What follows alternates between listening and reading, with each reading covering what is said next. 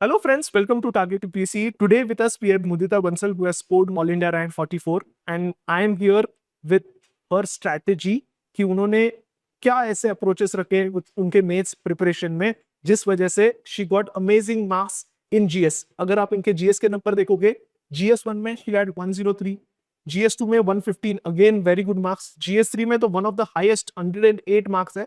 GS 4 में again topper 128 marks. So today we are going to listen from her कि क्या ऐसे strategies उन्होंने फॉलो किए with respect to content building, with respect to answer writing structuring, with respect to making notes and revision. And the best part, I would like to tell you, as a Target UPSC family, her friend Achal Upadhyay was our GS topper last year with 446 marks, and she has broken that record. And now she has got 454 marks. And just because of little less marks in essay and optional, she worked 5x for her optional sociology, but unfortunately, her score was less. अगर आप GS के number देखोगे, these are among the top 10 numbers with respect to GS mains. And from today's session, you can learn a lot. She is going to give you practical insight with respect to answer writing, with respect to proofs कि उन्होंने क्या-क्या चीजें सही की जिस वजह से उनका सिलेक्शन हुआ, and not just selection, in top 50 उनका रैंक आया है. तो ये सब डिटेल में बताने वाले हैं. So now I give mic to Mudita and please definitely do guide our Target UPSC students. And मैंने खुद इनके मुंह से पूरा ये पहले स्ट्रैटेजी सुना है ना, so mesmerised looking at her hard work. तो मैंने स्पेसिफिकली उनको बुलाया कि अगर आप ये वीडियो बनाओगे, our students community will get benefited and definitely competition तो बढ़ेगा यार. This video. Thank you Mudita and I hand over the mic to you. Thank you so much, sir. Hi everyone. So let first quick introduction. Thank you so for the kind words. I am Mudita Bansal, AIR 44, UPSC CSE 2024. And today I'll be sharing my main strategy, especially for GS 1, 2, 3.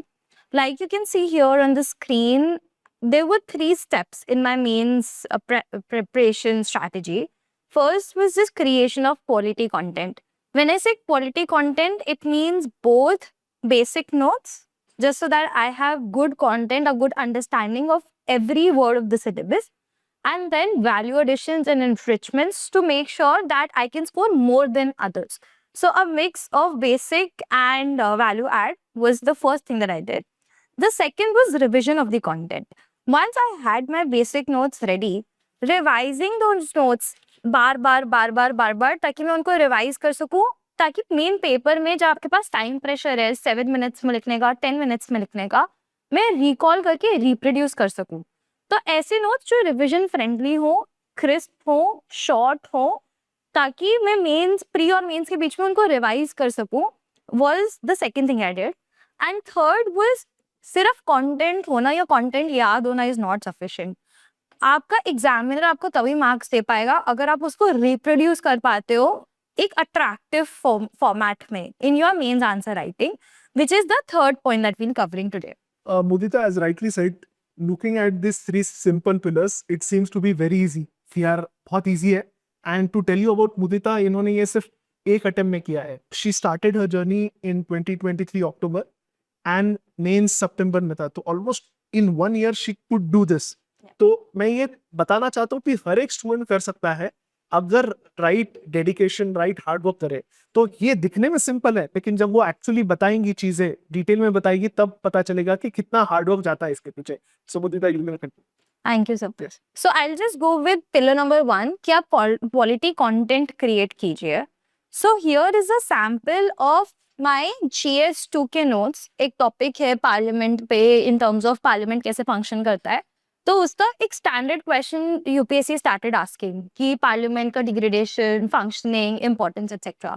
So what you will see here is मैं इसमें अलग अलग dimensions अपने notes में manage करने की कोशिश करती थी, जिसमें बेसिक कंटेंट मैंने टारगेट यूपीएससी के संकल्प मीन्स मैथ्स लिया था, along with certain value additions, diagrams, etc. And इसके अलावा आप value add कितना भी कर सकते हैं. There is no limit to value addition. तो जैसे अगर आप यहाँ पे देखेंगे, ये वाला पार्ट in terms of कि बार ग्राफ्स, डायग्राम्स कि कितना नंबर ऑफ डेज कम हुआ है, या फिर कौन सा आर्टिकल मैं कोट कर सकती हूँ, या फिर एनी डायग्राम और फ्लो चार्ट कि अगर पार्लियामेंट अच्छे से काम नहीं करता है तो उसका क्या कॉन्सिक्वेंस होगा. ये इस तरह के शॉर्ट में नोट्स मैंने अपने आप तैयार कर लिए थे कि मेरा by the end of 1.5 month into mains preparation, मेरे पास कुछ 40 to 50 पेजेस के GS2 के नोट्स हो. सो आई वुड मतलब आसुन की हर एक सब्जेक्ट के आपके पास इतने ही नोट्स है 50-60 pages. That is what I target. मतलब GS4 के तो इससे भी कम थे और GS2 GS3 बिकॉज थोड़ा लंबा है तो वो नंबर 80 तक चला जाएगा. GS1 क्योंकि आपका प्रीलिम्स का बहुत स्ट्रॉन्ग बेस होता है तो वो नंबर 20-30 होगा. And this was around 50 so pages. Basically जितने नोट्स आपके क्रिस्प रहेंगे it would be very easy to revise. And ये कब हो सकता है जब आपके खुद के हैंड नोट्स है. एंड टू टेल यू मतलब I can clearly remember this data and diagrams are from सप्तल mains batch which you explain. ये पूरा डायग्राम हो गया. The declining trend of parliamentary standing committees, कितने बिल रेफर हो रहे हैं, नंबर ऑफ बिल्स कितने कम पास हो रहे हैं बजट में, नंबर ऑफ डेज कितना कम सेट हो रहा है, everything. I think so this is taken from Sankalp Mains. That Sankalp Mains. Even some mnemonics like जैसे ये 3D debate, deliberate, discuss, ये भी मैंने संकल्प बैच से सीखा था. Right. तो जो भी आपको लगता है बट ये सब वैल्यू एडिशंस है. तो अगर आप देखोगे देयर आर बेसिक पॉइंट्स जैसे क्रिमिनलाइजेशन हो रहा है, डिप्टी स्पीकर अवेलेबल नहीं है या फिर मनी बिल्स इंक्रीज हो रहे हैं. दीज आर बेसिक पॉइंट्स कि आपके क्वालिटेटिव पॉइंट्स और उसको आप सब्सटैंशिएट करने के लिए वैल्यू एडिशंस और एनरिचमेंट्स करते हो व्हिच इज दीस डेटा या बार ग्राफ्स. So core content जो सब लोग पढ़ते हैं, लेकिन apart from core content she focus on the enrichment part. ये जो देख रहे हो 1 2 3 पार्ट, ये पार्ट जो येलो में हाईलाइटेड है, डायग्राम्स हो गया, ये एनरिचमेंट है. तो कोर पॉइंट अगर आप सिंपली लिखोगे कि पार्लियामेंट्री फंक्शन डिग्रेडिंग है, लेकिन अगर उसके साथ अगर आप डेटा दो, पीआरएस रिपोर्ट का डेटा दोगे तो क्या होगा, एनरिचमेंट होगा. अगर इकोनॉमी में इकोनॉमिक सर्वे का डेटा रहेगा वो बताएगी कैसे उन्होंने इनकलकेट किया है. तो कोर कंटेंट स्ट्रॉन्ग चाहिए और उसके ऊपर एनरिचमेंट बहुत जरूरी है अगर आपको कंटेंट पर बात करनी है. एंड इसमें आप अपना करंट अफेयर्स जैसे आप न्यूज़पेपर पढ़ते हैं, एडिटोरियल्स पढ़ते हैं तो आप उससे भी अपना वैल्यू एडिशन कर सकते हैं. फॉर एग्जांपल उस टाइम पे एथिक्स कमेटी बहुत डिस्कशन में था because of the Mahua Moitra case. तो मैंने उसको ऐसे न्यूज़पेपर से बस एग्जाम्पल की तरह कर लिया था कि अगर पेपर में आएगा तो I can add this as an example. तो आप इस तरह के ऐड करते रह सकते हैं. This is another sample. Same चीज अगर आप यहाँ पे देख लेंगे कि बहुत सारा data how things were changing. क्योंकि ये सब क्वालिटेटिव चीजें ना आपको लक्ष्मीकांत में भी मिल जाएंगी, ये सब क्वालिटेटिव चीजें आपको मेंस 365 में भी मिल जाएंगी. तो वो हर बच्चा हर एस्पिरेंट पढ़ रहा है पर आप वो डेटा या डायग्राम्स या वो वैल्यू एडिशन ताकि आप बाकियों से हाफ मार्क मोर या 1 मार्क मोर स्कोर कर सके.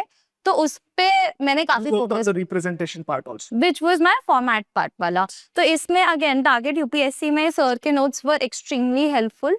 और उसके अलावा you can like keep referring to other sources जो भी आप जैसे कवर करते हैं. But if you see these notes are very short, they are very crisp. मतलब मेरा पूरा टॉपिक हाफ पेज में कवर्ड है. इंस्टेड ऑफ एक टॉपिक पे मैं 3 पेजेस बनाऊं ताकि मैं उसे लास्ट डे या लास्ट वीक में रिवाइज कर सकूं. How many times did you revise before the examination, mains examination? I think I revised 5 times के आसपास all my mains notes, including जब भी मैं FLT देती थी उससे पहले मैं रिविजन करती ही थी. और लास्ट के 2 हफ्ते जब मैंने कोई FLT नहीं लिखा तब भी मैं रिवाइज कर रही थी. एंड मैं हमेशा students को बोलता हूँ कि खुद के नोट्स इज द क्रक्स. अगर ये आप पॉसिबल ही नहीं है विदाउट खुद के नोट्स, इतना रिविजन, Exactly. इतना क्रिस्प कंटेंट, इसमें वैल्यू एडिशन. जब खुद के नोट्स होते हैं तो it is a 3-way revision. सुनते हो, लिखते हो एंड पढ़ते हो. तो that is much more important. We can portray some light on notes making process. Yes. तो आप notes making process like sir just mention 3 stages में आपको रिविजन फोकस नोट्स पे फोकस करना चाहिए. जैसे जब मैं सर की क्लासेस सुनती होती थी लाइक द संकल्प मेंस बैच, तो मैं साथ साथ में एक तो सुन रही हूँ तो आपका ऑडियो विजुअल फॉर्मेट से आपका ब्रेन चीजें रजिस्टर कर रहा है. Second, I use to make my own notes and लोगों को लगता है बहुत सुंदर नोट्स बनाना है. आपके नोट्स हैं, वो और किसी के नोट्स नहीं है. वो नोट्स है मतलब one of my teachers in school used to say कि अगर तुम्हारे नोट्स कोई और समझ पा रहे हो तो तुम गलत नोट्स बना रहे हो. मैं हमेशा बोलता हूँ टॉपर्स के नोट्स ये सिर्फ आप उससे इनपुट्स ले सकते हो, वो उनके नोट्स है, उनके understanding. Exactly. I can see so many points missing also from the batch because you remembered those points. Exactly. तो आपको वो नोट्स बनाने हैं जो आपको रिविजन के लिए इम्पोर्टेंट है, ना कि दुनिया को दिखाने के लिए. तो उसमें भी जो मेरा सेकंड पिलर था कि आपको रिवाइज करना है कंटेंट. तो आपने जैसे एक बार नोट्स बना लिया, तो जैसे मैंने सर की क्लास सुनी, मैंने अपने नोट्स बनाए फिर इन अ वेरी शॉर्ट फॉर्म, और फिर उसके बाद कोई भी वैल्यू एडिशन है तो मैं उसमें ऐड करती गई.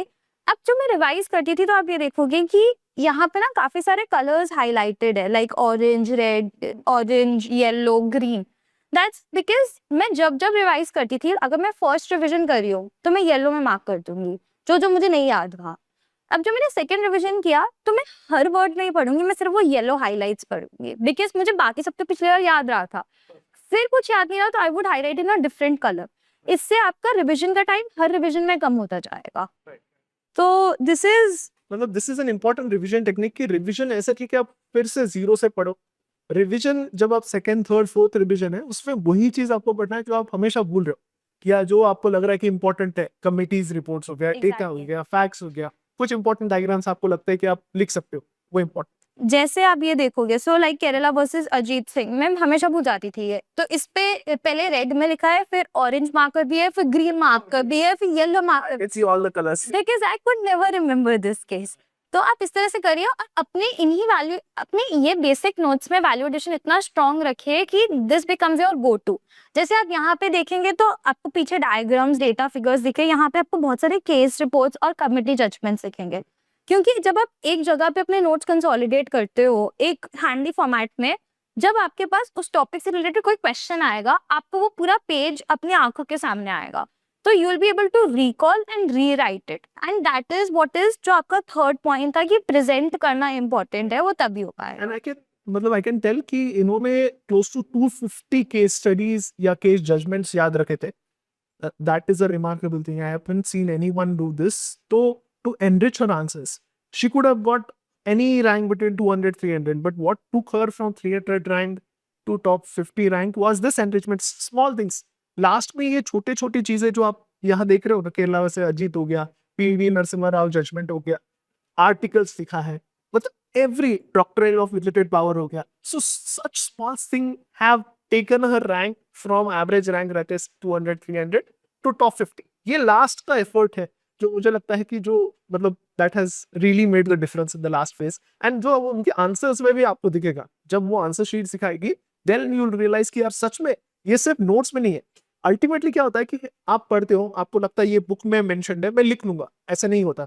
बुक का दिमाग में जाना चाहिए. बुक का कब when will it go to into your brain is when you write it down and when you revise, When you externalize. And third part is सबसे difficult is when you are able to reproduce. जब तक internalize ही नहीं हुआ है, वो reproduce ही नहीं होने वाला. तो वो पार्ट पर बहुत सारे स्टूडेंट्स मिस कर देते हैं. उनको लगता है कि अगर मैं केस लॉस पढ़ लूंगा या फिर डायग्राम देख लूंगा तो हो जाएगा. उसको प्रैक्टिस करना पड़ेगा, उसको अंडरस्टैंड करना पड़ेगा, उसको एक बार मॉक टेस्ट में लिखना पड़ेगा, तब जाके वो फाइनल लिस्ट में रिप्रोड्यूस होने वाला है. सो this is much more important.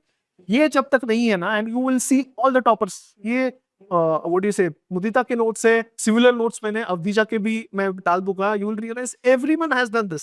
yeah, Avadhija also 2 page notes. because it's so much easier to revise those. अगर लास्ट मोमेंट में नोट्स नहीं बनाओगे, मतलब I have seen many students they just take toppers notes या किसी क्लास के notes. She has followed multiple coaching institutes, उन्होंने follow किए हुए, उसमें उन्होंने ऐड भी किया, लेकिन फाइनली शी हैज मेड की ये मेरे नोट्स हैं. हाँ ये उनके नोट्स हैं, उन्होंने 4 नोट्स पर एडिशन भी किया. अगर कल न्यूज़पेपर से कुछ नया जजमेंट आता है, she had added it at the right place. तो ये लास्ट कंसोलिडेशन के लिए भी बहुत इंपॉर्टेंट है. Will move to the third part, which is आप अगर आपके पास कंटेंट है, आपने याद कर लिया, इट्स इक्वली इम्पोर्टेंट कि आप उसको रिप्रोड्यूस करें. तो जैसे सर ने बोला, answer writing in terms of मॉक्स में लिखना, डेली आंसर राइटिंग करना एंड उसको इंटेंशनली बनाना. पहले हो सकता है आप जब बना रहे हो तो it take you 8 minutes for a 10 marker और 9 minutes फॉर अ 10 मार्कर. पर जब आप एक बार बना लेते हो ना, आपके दिमाग को आदत होने लग जाती है कि हाँ मुझे कुछ ऐसा ड्रॉ करना है. That is a skill you need to develop, which is what you will see in my answers also. For example, this was one of the answers in my test copies. ये GS3 का answer, हाँ this is a GS3 का answer. FTS के ऊपर इसमें question था on UAE और release पर क्वेश्चन. it was specifically कि UAE का साथ FTA होने से इंडिया पे क्या इम्पैक्ट आ सकता है. तो अगर आप ये देखोगे, हर किसी को पता है कि उससे ट्रेड बढ़ेगा, उससे आपका पीपल टू पीपल रिलेशंस बढ़ेगा, उससे आपके पास सिक्योरिटी, ऑयल सिक्योरिटी एक्सेट्रा बढ़ेगा. बट मैंने एक छोटा सा और क्या वैल्यूएशन किया कि ये नंबर ट्रेड का हर किसी ने याद किया हुआ था कि 85 बिलियन के आसपास इंडिया और यूएई का ट्रेड पहुंच गया है. Instead of just writing, I made a small graph like this कि and I didn't even know the starting point, बस मुझे ये पता कि हाँ इंक्रीज हुआ है. So I would make a simple graph एक इंक्रीज हुआ है और यहाँ पे 85 लिख के कि इंडिया और इसका इंक्रीज हो गया है. It shows the same point, but वो it is representation in a different way, I can highlight जब मैं ये पेपर देख रहा हूँ तो मेरा दिमाग first it is not going to this part which is सब लोग लिख रहे हैं, it is going to this part. Exactly. तो ये जो हाईलाइट करना है आपके आंसर कॉपीज में is to show the examiner कि you have written something different in a very representable format. आपका आपने बहुत पॉइंट्स लिखे हैं, लेकिन अगर वो पढ़ ही नहीं पाएगा, वो हाईलाइटेड चीजें देख ही नहीं पाएगा तो डिफिकल्ट है. I think underlining is also one thing you have focused on. Exactly. So another thing I used to do is कि underline first 2 words of my every point. मैं इस तरह से लिखने का कोशिश करती थी कि मेरा मेन पॉइंट यहाँ पे बन जाए. Like the examiner doesn't have to find important words. तो तभी आप देखोगे कि ग्लोबल इंटीग्रेशन, एक्सपोर्ट पोटेंशियल, ये जो कीवर्ड्स हर कोई याद करता है, ये अपफ्रंट एंड ब्रैकेट में as a practice I used to try and add examples. जैसे यहाँ पे कोई भी मैं अगर एग्जाम्पल दे रही हूँ तो एग्जाम्पल या डेटा, ताकि मेरा हर पॉइंट जेनेरिक से स्पेसिफिक होने लग जाए. सो बेसिकली ऐसा नहीं है कि जैसे पहले स्टूडेंट्स बोलते थे कि या टॉपर्स बोलते थे कि हर एक टॉपिक पर आपके पास एक डेटा पॉइंट चाहिए. आई can C you have multiple data points. मतलब एक आंसर में she has almost 5 to 6 minimum 5 to 6 data points. Definitely. And अगर आप इनका इंट्रोडक्शन भी देखेंगे जो आगे देखेंगे उसमें भी आपके पास आपको इतने डेटा मिलेंगे. The best part is she be remembered with the sources also. Similar अगर आप ये देखेंगे तो यहाँ पे it's not only just diagrams या फिर not bar graphs. Like people think India का मैप सिर्फ GS1 की ज्योग्राफी के लिए इम्पोर्टेंट है. It's not true. आपका जैसे एग्रीकल्चर है इन GS3, उसमें आप बहुत इजीली ऐसे इंडिया का मैप बना के, जैसे डिस्पोज की आपका पल्सेस या ऑयल सीड्स कहाँ पे ग्रो होता है, तो I just made a simple map कि अभी यहाँ पे ग्रो होता है. एक एडिशनल पॉइंट ऑफ इंफॉर्मेशन है और इसने एग्जामिनर का मोनोटनी ब्रेक कर दिया पेपर पढ़ते हुए. That is what I used to try. And map does not have to be perfect, बस लगना चाहिए कि इंडिया का मैप है. That's it. So this is like the second thing. Third is जैसे सर बोल रहे थे कि इंट्रोडक्शन में like this question was on again imported edible oils. तो यू विल सी कि India imports 65% of its oils. I just started with context setting and data. मैंने पहले मुझे एक डेटा याद था कि हाँ 65% इम्पोर्ट करता है, और मुझे ये पता था कि पल्स का कभी क्वेश्चन आएगा तो मैं ये डेटा डाल दूंगी. तो मैंने स्टार्टिंग में डाला and underlined it. Right just to show the examiner कि हाँ यार मैंने लिखा है. मोटा मोटा मुझे पता है, और आपके पास आप ये वाला साइन हमेशा ऐड कर सकते हो. You don't need to know exactly 32% है या 63% है या 66% है. Almost 65% is good enough. और यहाँ पे भी मैंने सोच, जैसे सर बोले थे according to ministry of agriculture, और फिर मैं अकॉर्डिंग टू मैं मिनिस्ट्री ऑफ एग्रीकल्चर फिर से अंडरलाइन कर दूंगी. एंड ये सोर्सेज बहुत बेसिक सोर्सेज है. Use such short forms in the I use short form MO. मतलब बहुत सारे स्टूडेंट्स कंफ्यूज होते हैं कि सर शॉर्ट फॉर्म्स यूज करने चाहिए. So this is the similar format you wrote in the exam? Yes. Exactly the similar thing. Yes. मतलब introduction control. This paper was 5 days before my mains. तो मतलब ये 17th को मैंने paper लिखा है और 22nd को हमारा पेपर था. तो so you must have replicated the same thing. So you can do it. ऐसा नहीं है कि आप जब तक एग्जामिनर समझ पा रहे हैं, he has read multiple copies, he is an experienced person. वो एक वर्ड से आपका मतलब सूंघ लेगा आंसर. मुझे यही लगता है कि सच अ स्मार्ट क्लेवर गाय, उन्होंने 1000 कॉपीज देखी है. तो एक इंट्रोडक्शन से ही पता चलेगा यार उसको पता है कितने डेप्थ में पता है चीजें. आपका first impression is the last impression applies not only in real life but also in your answers. तो मैं तो यहाँ पे वही करती होती थी.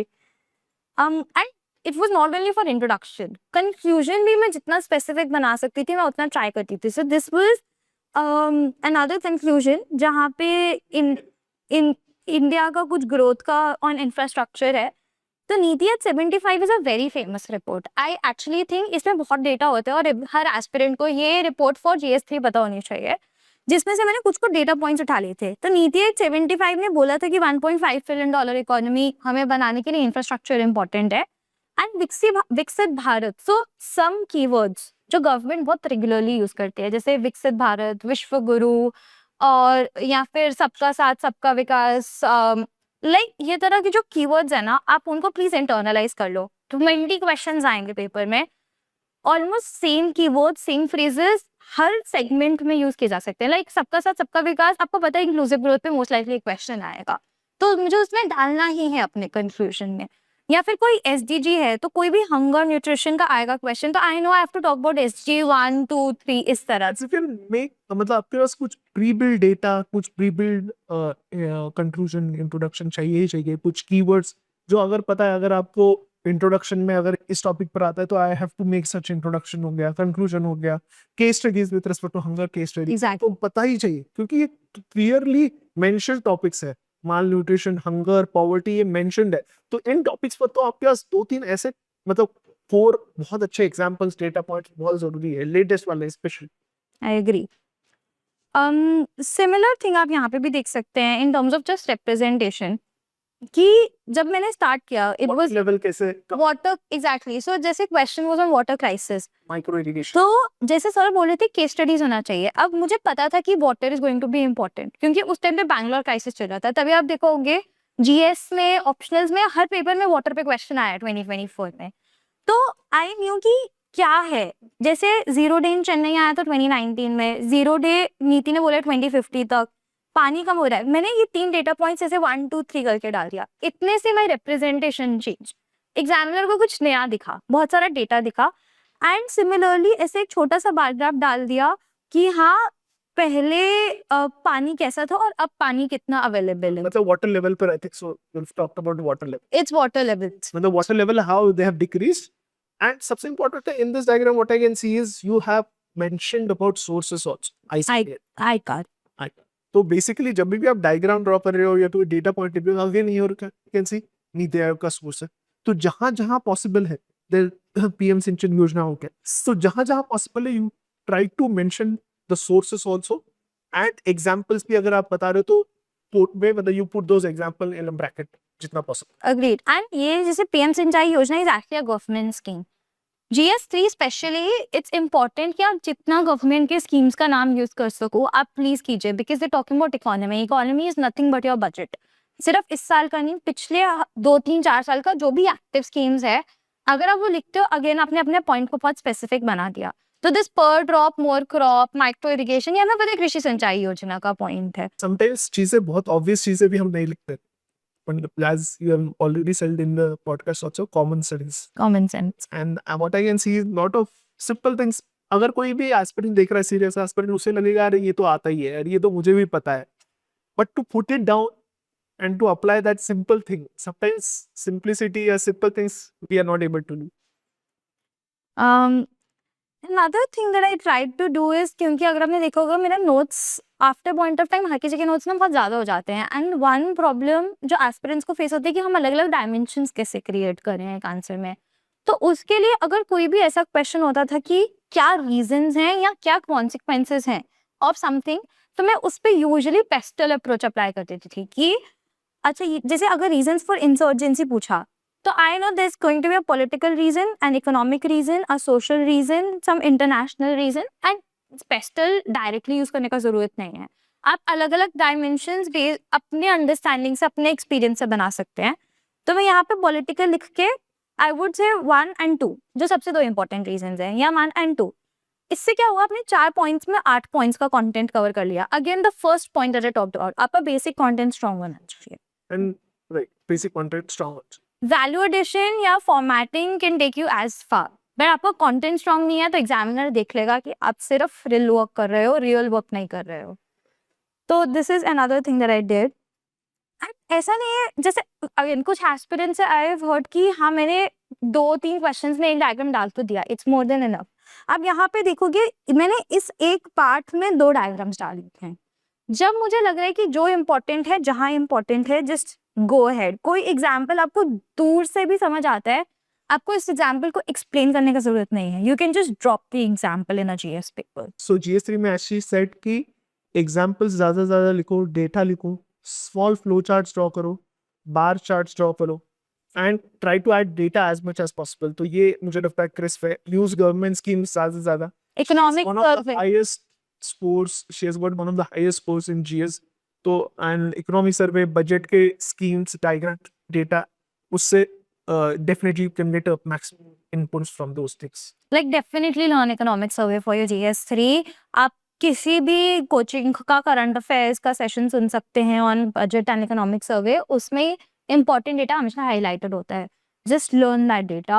It takes like some time, but if you learn it, आपके economy का score definitely increase हो जाएगा. Definitely for, as you said, कि economic का data important है. This year what we'll do is we'll bring out a important video जहाँ economic के जितने भी data facts है economic survey के mains perspective से. Correct. We'll put out a video on that so that everyone gets benefited out of it.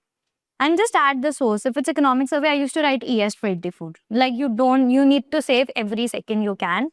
तो वो मैं just try to do that. Similar graphs, etc.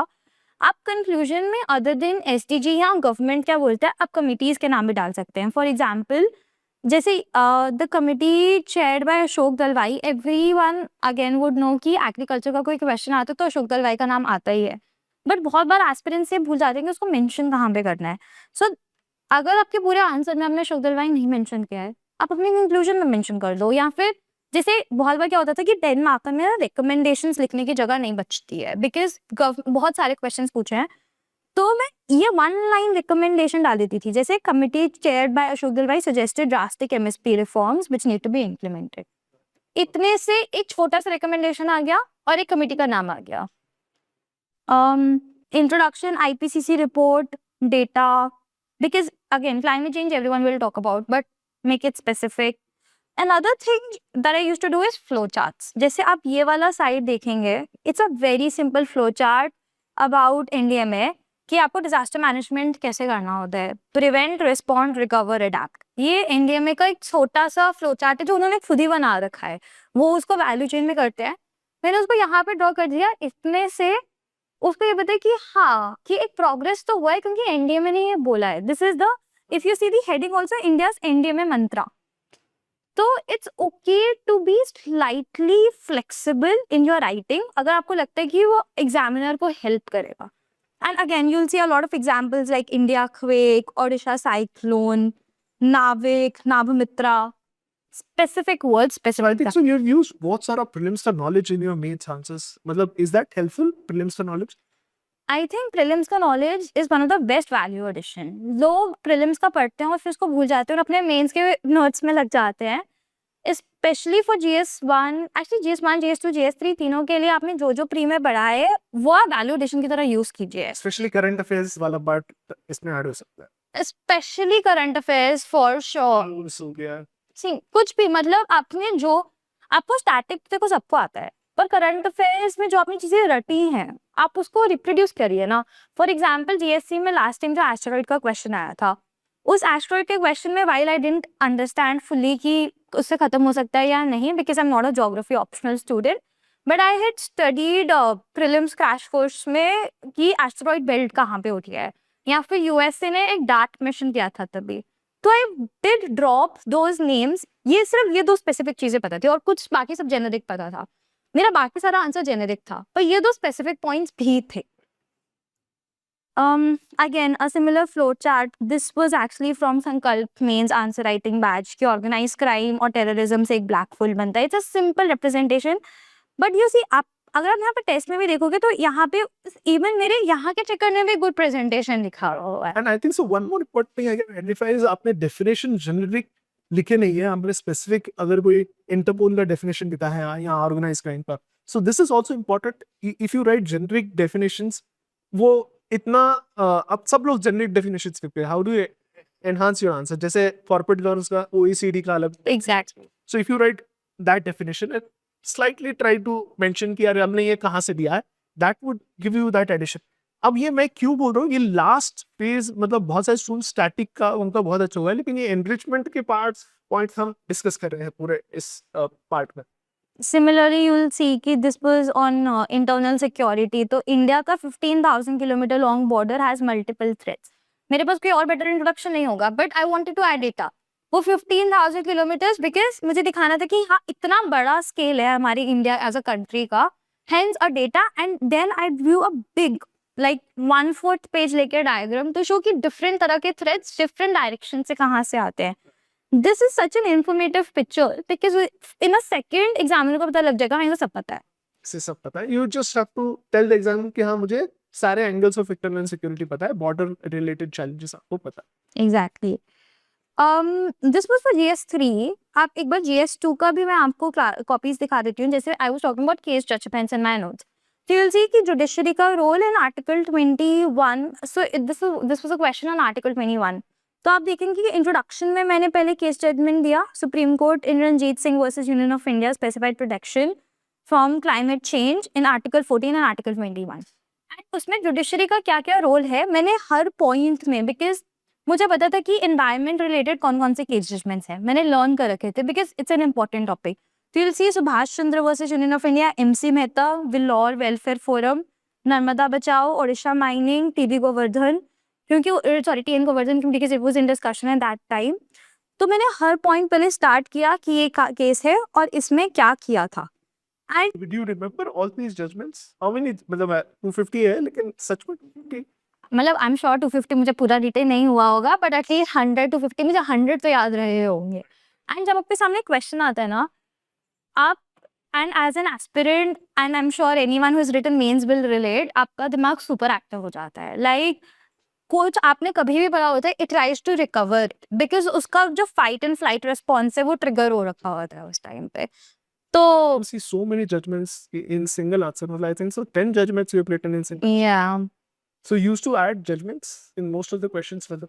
For polity कोई भी question ऐसा नहीं होता था जहाँ पे मैं एटलीस्ट एक जगह केस जजमेंट ना ड्रॉप करूँ. और ये वाला जैसे आर्टिकल 21 या आर्टिकल 14 जैसे लास्ट के, Common चीजें हैं. तो उसमें तो I had learned a lot of case judgements which I think, जैसे आर्टिकल 21 पे लास्ट ईयर एक डेडिकेटेड क्वेश्चन था कि कौन कौन से सुप्रीम कोर्ट के जजमेंट्स हुए हैं ऑन आर्टिकल 21. तो आपको इस तरह से like one thing is Puttaswamy, everyone remembers Puttaswamy, but एक सेकंड तो आपको आना चाहिए. And we had covered so many judgments in our Sankalp Maze badge. मतलब remember, you can tell us folks with respect to. Like there were so many judgments like Bachchan Singh, Machi Singh, Hussain Ara, and then there were like Amitava Rao committee, it's and different commission names जो sir ने काफी अच्छे से cover किए थे. But सिर्फ सुन के नहीं होगा, प्लीज उसको रिवाइज कीजिए ताकि आप उसको रिप्रोड्यूस कर सके. Sir can share information, you need to be able to use it. This again, like GS2 का introduction में especially polity, starting with articles is always a good idea. Like even if every of your question is starting with article, it's okay. Like appreciate ही किया जाएगा, उसे penalize नहीं कर सकते आपको. And this actually was a statement by Jawaharlal Nehru. So I would mention article and then I would also mention the source is in this case Jawaharlal Nehru ji. So you can just try to make it even more specific. एक चीज जो मैं और करने का कोशिश करती थी, because like I keep mentioning, आपको मोनोटनी ब्रेक करना है और आपको अपना टाइम भी सेव करना है और आपको डिमांड ऑफ द क्वेश्चन भी एड्रेस करनी है, विच इज एक्सट्रीमली इम्पोर्टेंट. तो कहीं पे भी आपको वर्ड्स दिखे कंपेयर, डिस्टिंग्विश, डिफरेंस, Critically के लिए भी use करते.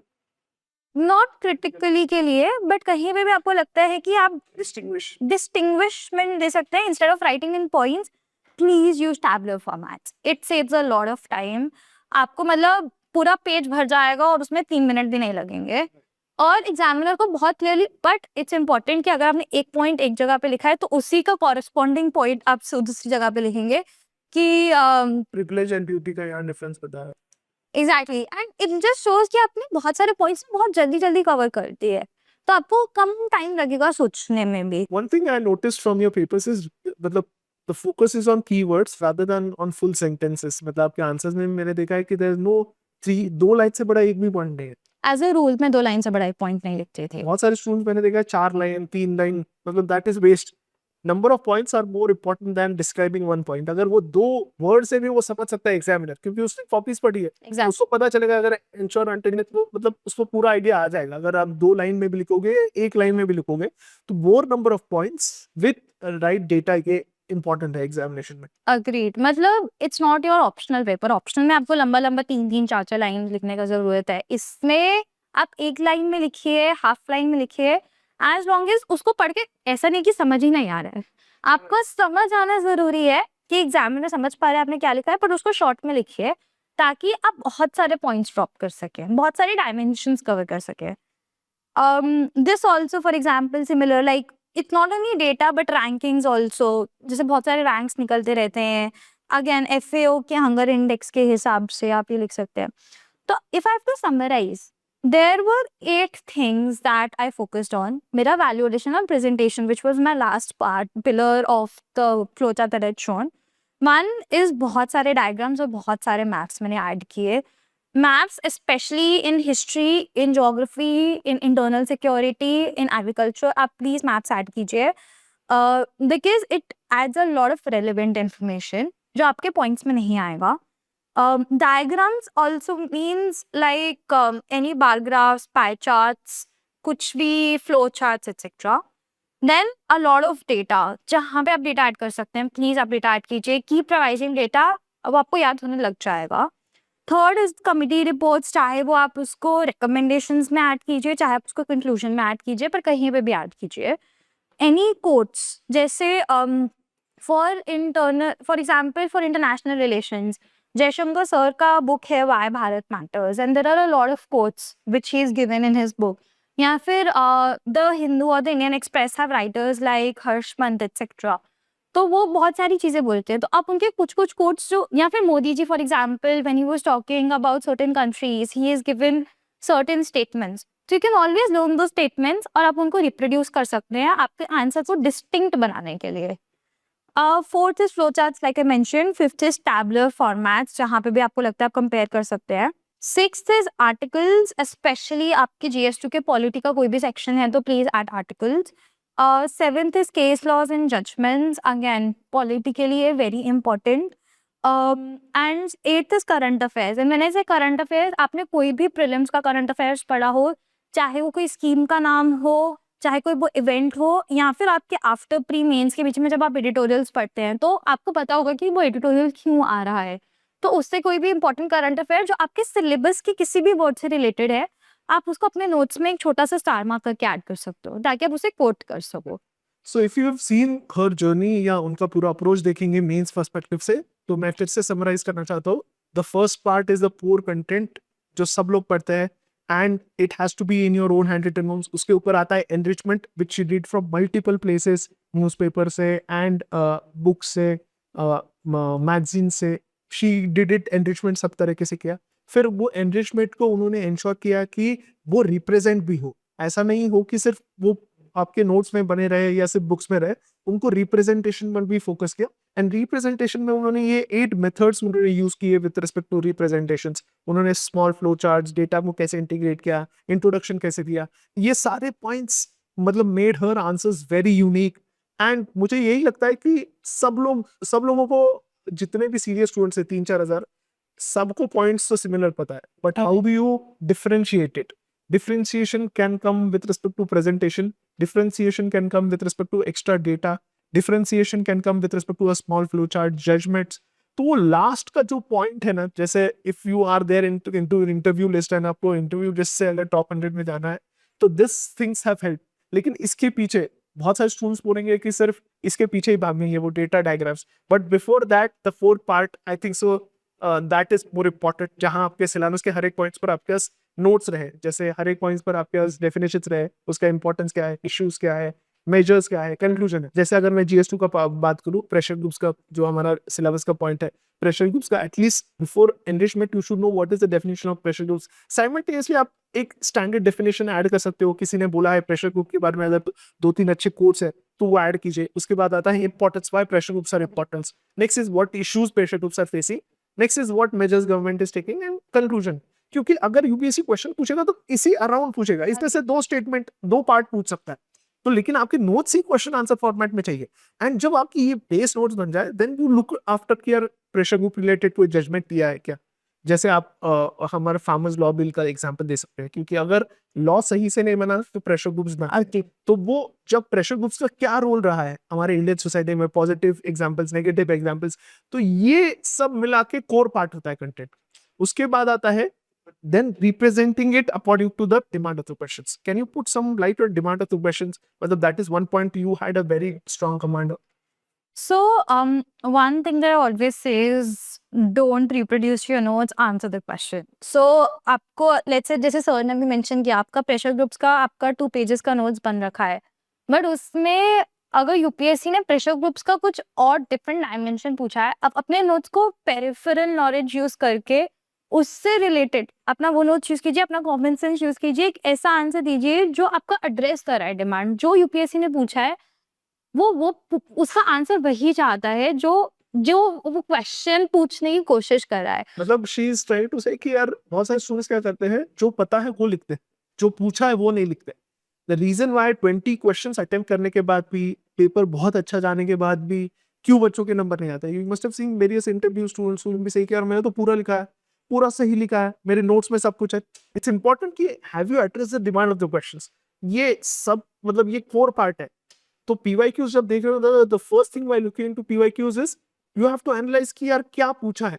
अगर जो पूछा है अगर वो नहीं लिखोगे तो नंबर नहीं आए।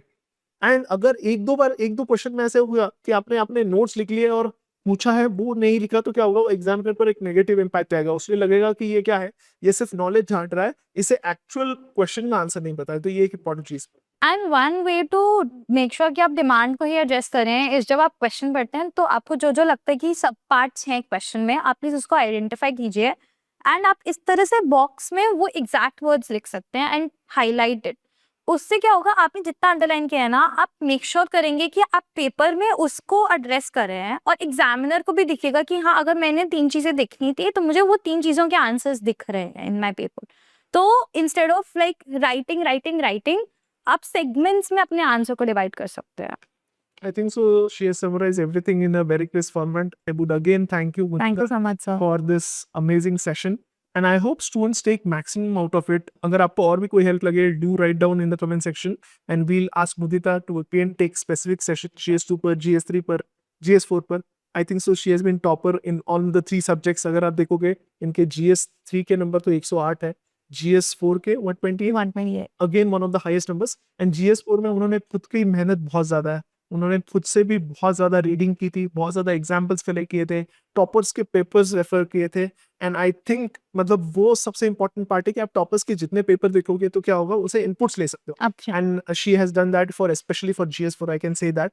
तो GS4 के लिए मेक श्योर टॉपर्स के paper, and now she is a topper, so we would like to see your paper and explain your answers yourself कि आप कैसे लिखते हो। So definitely we'll have a session for GS4 Sure. and GS3 also. GS3 are one of the toppers. And important क्या है, मैं फिर से बता रहा हूँ, इनके हर एक सब्जेक्ट के जो नोट्स थे, ultimately she did not get it today, but we'll request her to share it to our students. And वो 40 से 50 पेजेस के थे, आई थिंक सो। रिमार्केबल मतलब कंसल्टेशन है, वही चीज रिवाइज करो, उसको ही मल्टीपल जगह यूज करो। That has been her success story. I thank you, Mudita, Thank you so for this amazing session, and I hope we are able to do justice with our Sankalp Mains batch, and we'll be coming up with more such videos where we'll be focusing on enrichment. जैसे मुदिता ने बोला कि enrichment जरूरी है, we'll take special sessions for our students on YouTube for this enrichment part. Amazing. We'll require your inputs also so that we are able to give maximum inputs to the students. Sure. Thank you, everyone. Thank you.